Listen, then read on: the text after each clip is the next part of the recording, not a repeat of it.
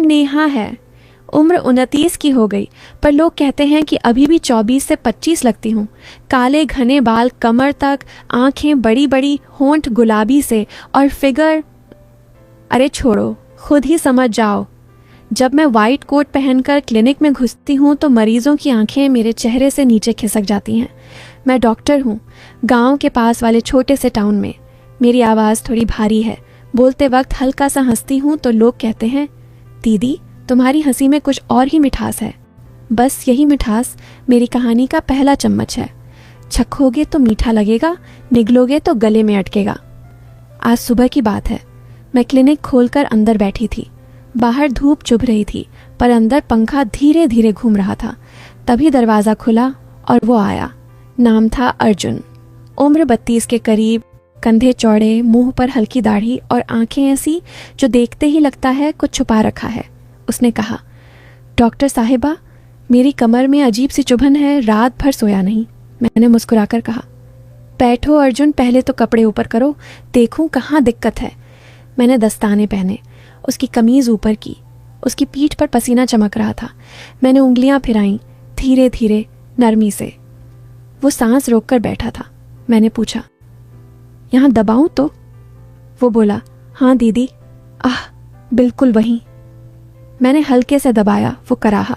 मैंने कहा, अर्जुन, तुम्हारी मांसपेशियां बहुत टाइट हैं, रोज ट्रैक्टर चलाते हो ना? वो हंसा। हाँ दीदी, खेत में दिन भर झुककर काम करता हूँ, पर आज ऐसा लग रहा है जैसे कोई मेरे अंदर से खींच रहा हो। मैंने सोचा, अंदर से खींचना तो मेरा भी काम है, दर्द को बाहर निकालना। फिर मैंने कहा, लेट जाओ बेड पर, मैं थोड़ा तेल लगाकर मालिश कर दूंगी, दर्द तुरंत भागेगा। वो बिना कुछ बोले लेट गया। मैंने तेल की शीशी खोली। गर्म तेल की खुशबू कमरे में फैल गई। मैंने उसकी कमर पर तेल डाला, धीरे धीरे, जैसे कोई रेशमी धागा खींच रही हूँ। मेरी उंगलियां फिसल रही थीं। वो आंखें बंद किए लेटा था। मैंने पूछा, अर्जुन, शादी हुई कि नहीं? वो बोला, नहीं दीदी, माँ ढूंढ रही है। मैंने हंसकर कहा, अच्छा, तो अभी तक कोई तुम्हें पकड़ नहीं पाया? वो शर्माया। पकड़ने वाली तो आप जैसी चाहिए। मैंने हंसी रोकी, पर दिल में हल्की सी गुदगुदी हुई। मालिश करते करते मैंने उसकी कमर के नीचे हाथ ले जाकर दबाया। वो चौंका। दीदी, वो थोड़ा नीचे। मैंने कहा, अरे दर्द तो यहीं तक फैला है, डरो मत। मेरी उंगलियां उसकी जांघ के किनारे तक पहुंच गईं। वो सांस तेज चलने लगा। मैंने सोचा, ये तो अभी से पसीना छूटने लगा। मैंने तेल और डाला। अब मेरी हथेली उसकी त्वचा पर फिसल रही थी, गोल गोल, ऊपर नीचे।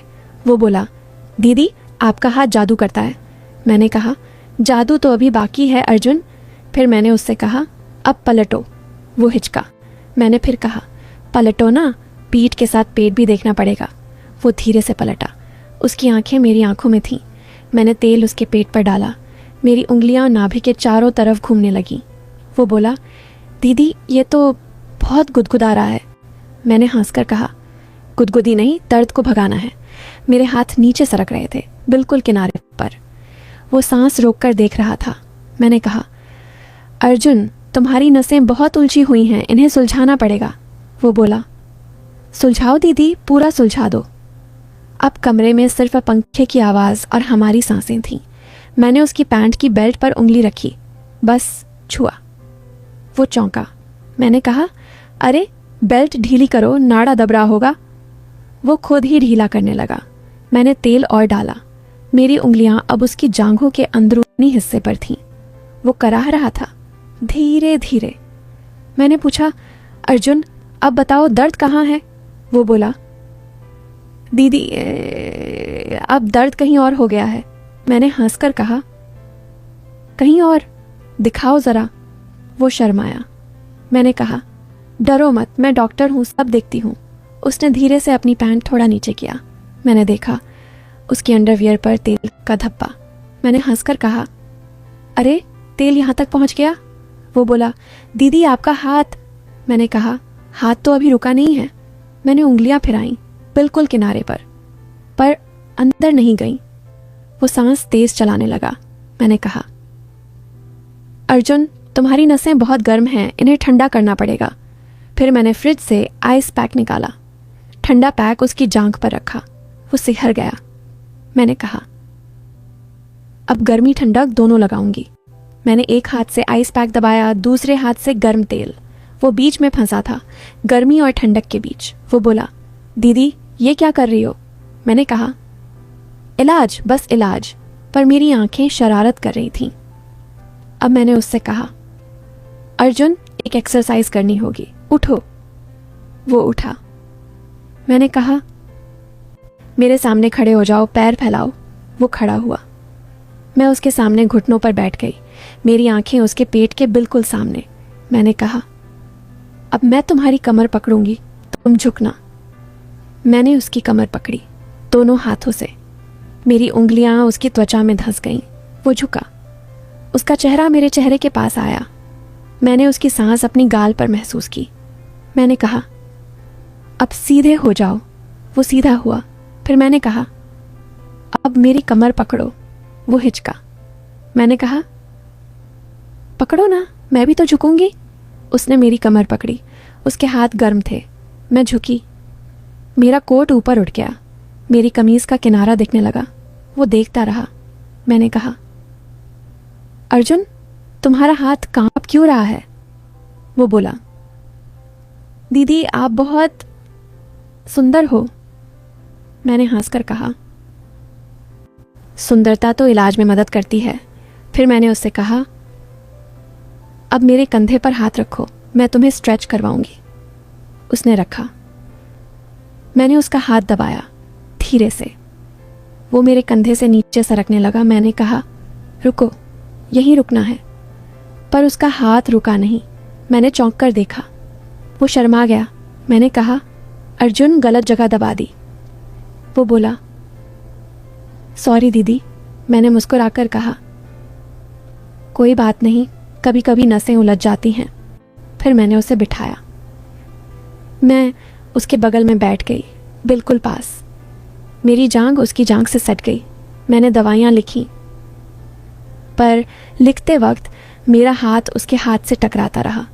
मैंने कहा, अर्जुन ये दवाई रात को लगानी है, कोई लगाएगा? वो बोला, अकेला हूं दीदी। मैंने कहा, तो मैं कल घर आ जाऊंगी, खुद लगा दूंगी। वो खुश हो गया।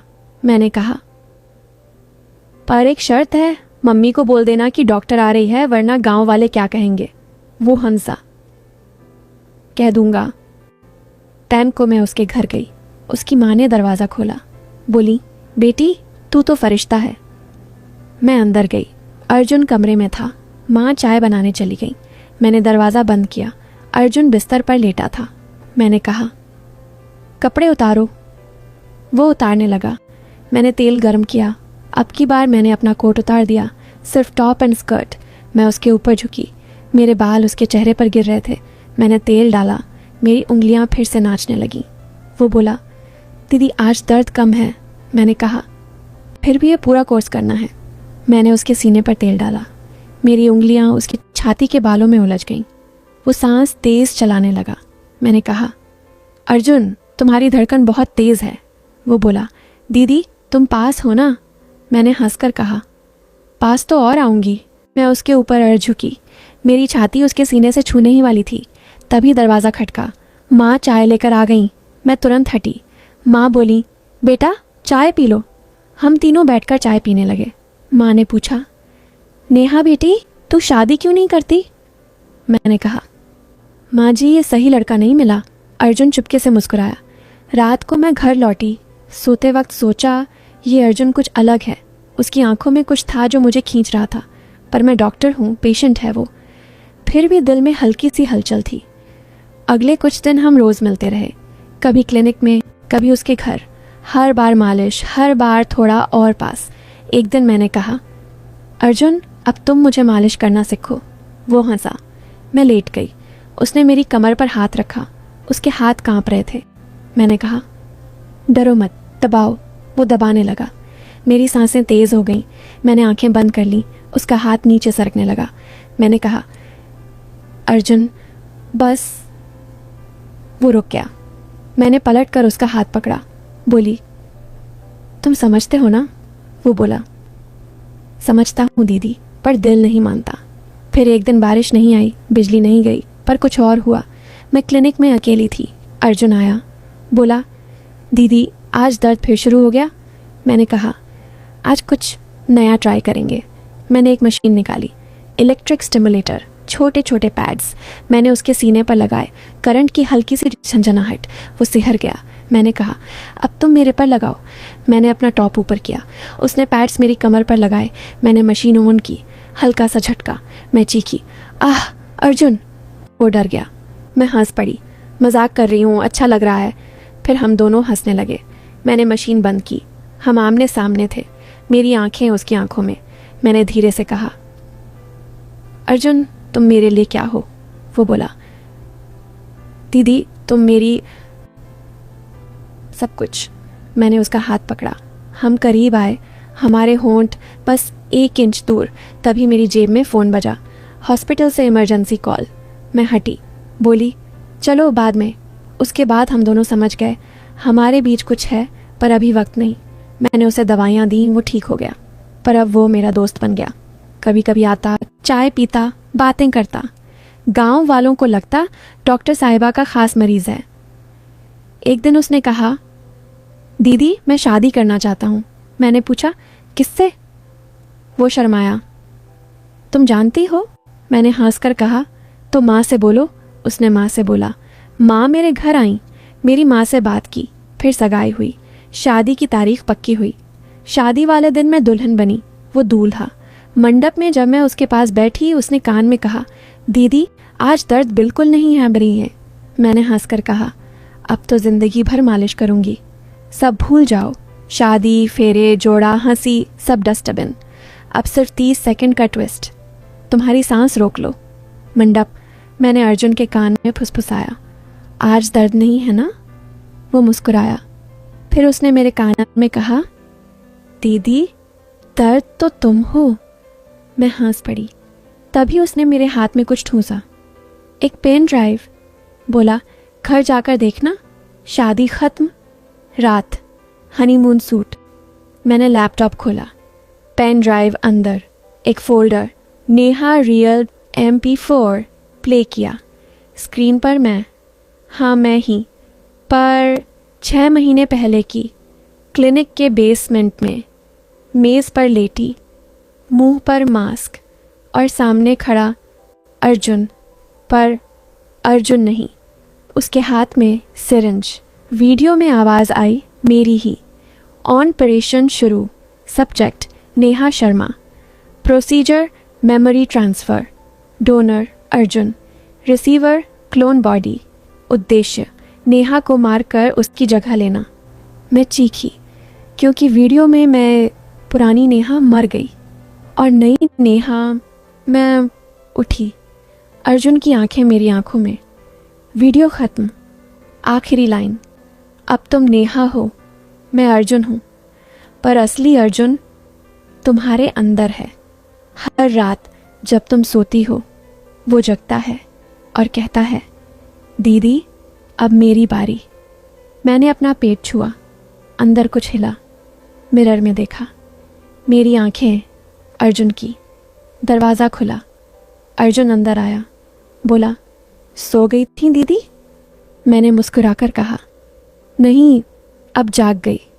और मैंने उसका गला दबाया, कहते हुए, अब तू सो जा हमेशा के लिए। लाइट बंद। अब बताओ, कौन नेहा थी, कौन अर्जुन और कौन जीता? मैं हंस रही हूँ, क्योंकि अब मैं दोनों हूँ और तुम